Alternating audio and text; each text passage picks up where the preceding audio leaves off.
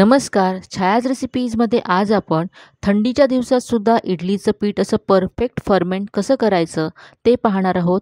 या पिठापासून तुम्ही पाहू शकता अगदी मस्त जाळीदार पांढरी शुभ्र इडली तयार झाली आहे.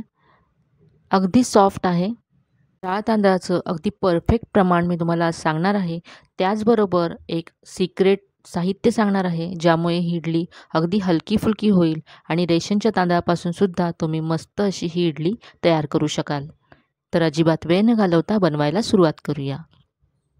इथे मी 4 वाट्या तांदूळ घेतलेत. इथे मी रेशनचे तांदूळ वापरलेत. तुम्ही घरातले कुठलेही तांदूळ वापरू शकता, जे जुने आहेत, ज्याचा भात मोकळा होतो, चिकट होत नाहीत, असे तांदूळ तुम्ही इथे घ्यायचेत.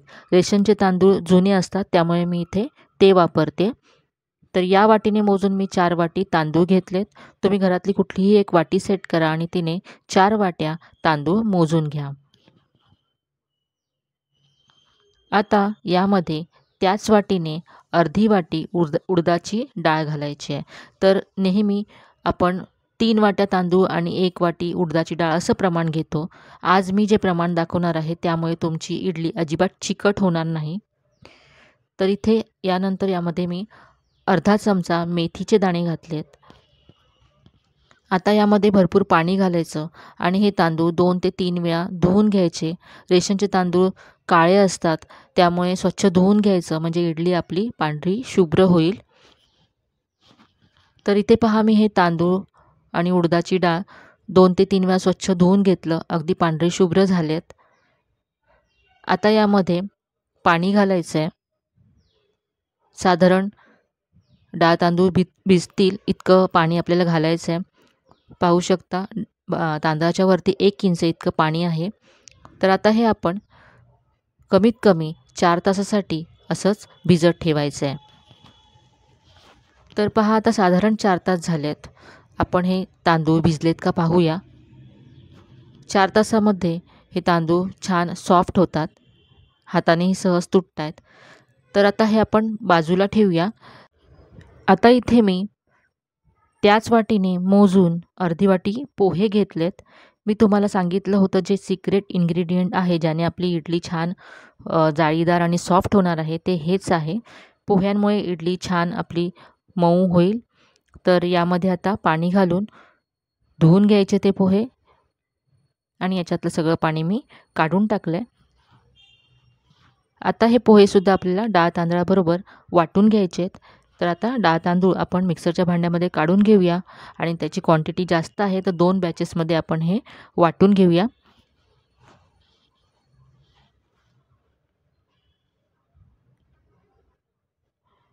आणि वाटताना यामध्ये जे पाणी आहे तेच आपल्याला यात घालायचं आहे. वाटण्यासाठी जेवढं गरजेचं आहे तेवढं पाणी घालून हे अगदी बारीक वाटून घ्यायचं आहे. तर यामध्येच मी पोहे घालते.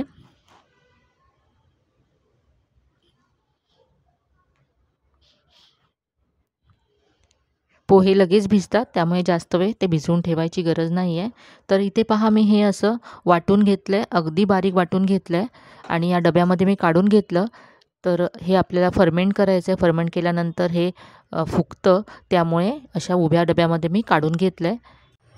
आता यामध्ये चवीप्रमाणे मीठ घालायचं आहे.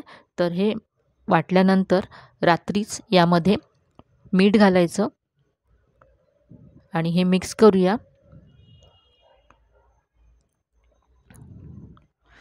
आता हे मिक्स करून घेतलं आहे मी. आता याच्यावरती झाकण लावायचं आहे.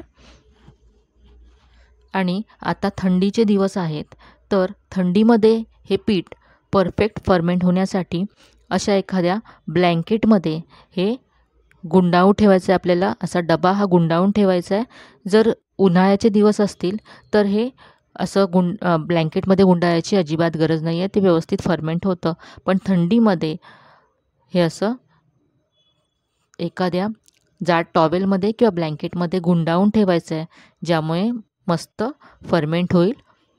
तर आता हे कमीत कमी 12 तास किंवा रात्रभर आपल्याला असंच ठेवून द्यायचं आहे. तर इथे पहा, रात्रभर मी हे असंच ठेवलं होतं. सकाळी आपण हे पीठ पाहूया. तर इथे तुम्ही पाहू शकता मस्त पीठ हे असं फुगून वरती आलं आहे. अगदी छान फर्मेंट झालं आहे. जवळून पाहू शकता तुम्ही दुप्पट झालं हे पीठ जवळजवळ.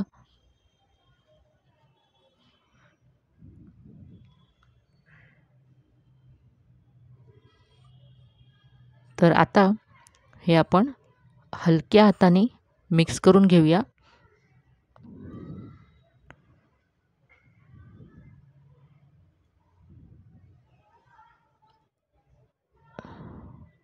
अगदी हलक्या हाताने हे मिक्स करायचं आहे. या बाउलमध्ये मी काढून घेते.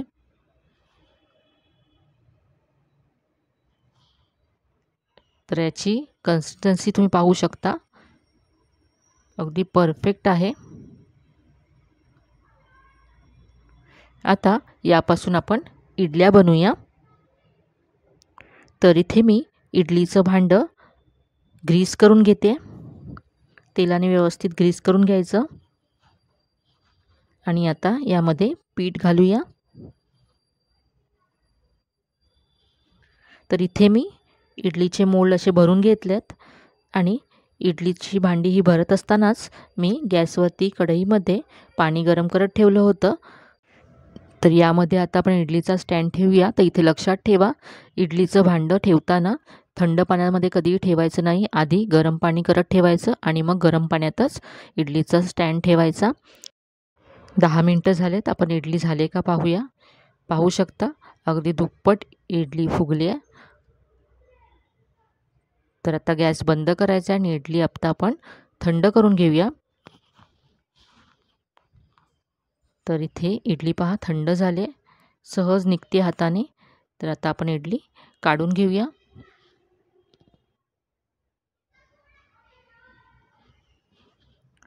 तर आज मी तुम्हाला ज्या टिप्स सांगितल्या त्या पद्धतीने तुम्ही इडली बनवा. अगदी मस्त अशी मऊ लुसलुशीत इडली बनेल. तर प्रमाण घेताना तुम्ही 4 वाट्या तांदूळ आणि अर्धी वाटी उडदाची डाळ घ्या.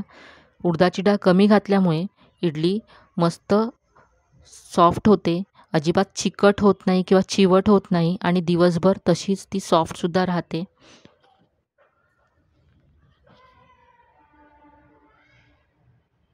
पाहू शकता मस्त जाळीदार इडली तयार झाली.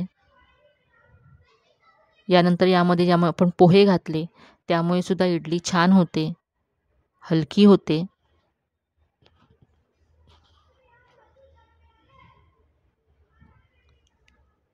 थंडीच्या दिवसामध्ये इडलीचं पीठ फर्मेंट करण्यासाठी ते एखाद्या ब्लँकेटमध्ये गुंडाळून ठेवा, म्हणजे ते मस्त फर्मेंट होतं. तर या सगळ्या टिप्स वापरून ही इडली तुम्ही नक्की करून पहा.